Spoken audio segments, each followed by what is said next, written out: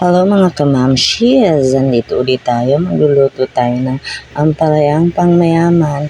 Siyempre, mayaman na nagpaluto nito guys. Hindi ako. Ayan guys, nandito ako ngayon para iluto ang kanilang ampalaya. Meron tayo ditong 3 pirasong ampalaya.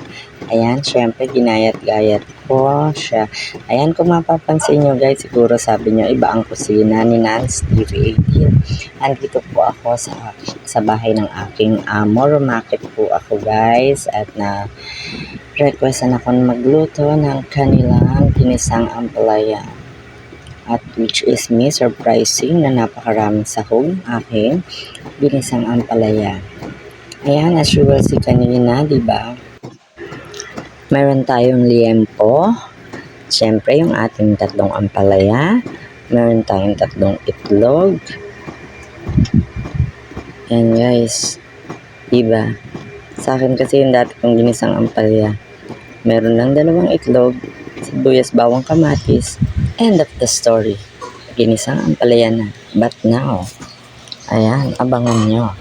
Ayan guys, yung 3 hiwa ng aking liempo, pinakuluan ko muna siya sa tubig hanggang manayo ng kaunti, pero hindi ko siya sinunod guys. Ha? Ayan, continuous na tayo. Hiwa ulit tayo ng ating kamatis. Yung kamatis na yan ay tinanggalan ko na ng buto dahil ayaw nila ng may buto.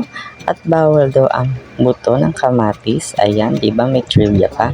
Ayan guys, hiniwa-hiwa ko siya.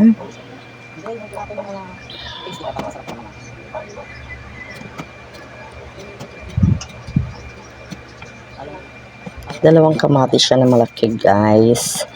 Ayan, at ang aking malaking sibuyas na kahit mahal dito, syempre ang lalaki ng kanilang sibuyas. Ayan guys, walang katipid-tipid ang pagluluto. Kung dati ang sinasabi ko sa inyo ay tipid tips ang pagluluto ni Nance TV18, ngayon ay sagana ang aking ampalaya.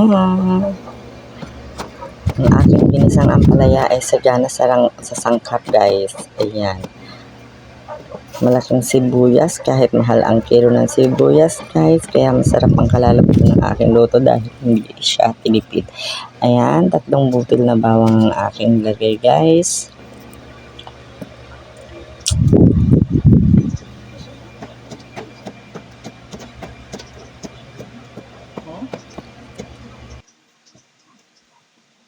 Ayan.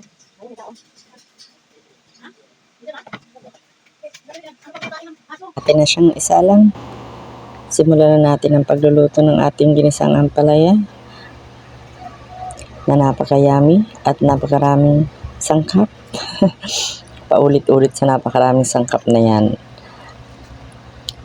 Ayan guys, mainit na ang ating nilagay na mantika. Ilagay na natin ang ating bawang. Gisa-gisa lang natin siya guys. Siyempre, alam nyo na yan, matik na yan. Hindi ko na yan kailangan ituro. I-share ko lang sa inyo ang napakasarap na ampalaya. Ayan guys, ang sibuyas ay atin ang isinunod. Hulaan nyo kung ano kasunod. Siyempre, kamatis. Ayan. Diba pag ginisa sibuyas, bawang kamatis. O, alam na yan. Matik na yan guys. Kailangan pa ako ng mantika. Kaya ako nagdagdag guys. Gisa-gisa lang para sumarap ang ating sibuyas, bawang at kamatis. Mas gusto ko ang aking kamatis ay gisang-gisa, yung durog na durog. Yung luto siya talaga para hindi siya makasim. Ayan guys. Wait lang tayo hanggang gisa siya ng maigi. At ayan, nilagay na natin ang ating liempo. Kinat ko siya ng tama-tama lang ang cut para masarap kainin. Ayan. Tapos nilagyan ko siya ng kaunting salt.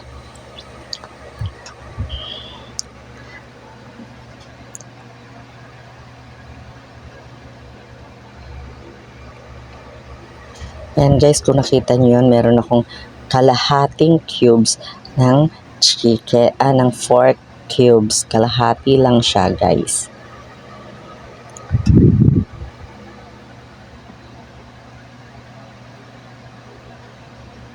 Ayan, nilagay ko na rin ng paminta para masama na natin siya sa gisa-gisa. Konting paminta lang yung nilagay ko guys dahil mamaya dadagdagan ko yan at binantaan ko siya ng kaunting tubig para hindi manikit. Ayan guys. Kahit malambot na yung ating liempo na nilaga kanina, syempre nilaga ko siya sa plain na water lamang. Kaya ayan, inisado ko siya dyan at papalambutin pa rin natin siya ng kaunti pa para manuot yung inilagay nating asin, paminta at kapraso, kaliit na kalahati na cubes na pork. Ayan guys, pakuluan natin siya para pag kinain mo yung liempo ay may lasa, hindi lang yung sabaw. O diba? Kaya guys, ayan, panoorin ninyo ang aking pagluluto.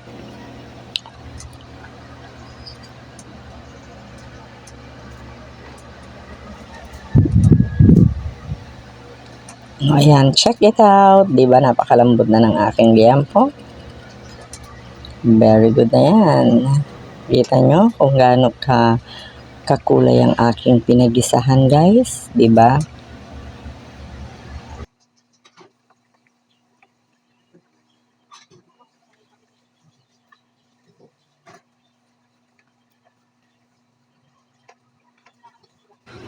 O yan mga mamshis, pwede na nating ilagay ang ating ampalaya. Ayan guys.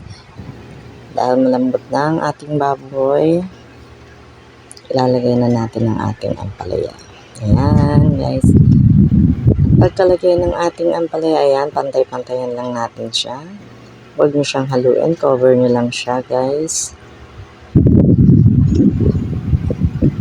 Ilang minuto lang naman. Saglit lang guys, cover nyo siya pag yung alam nyo na.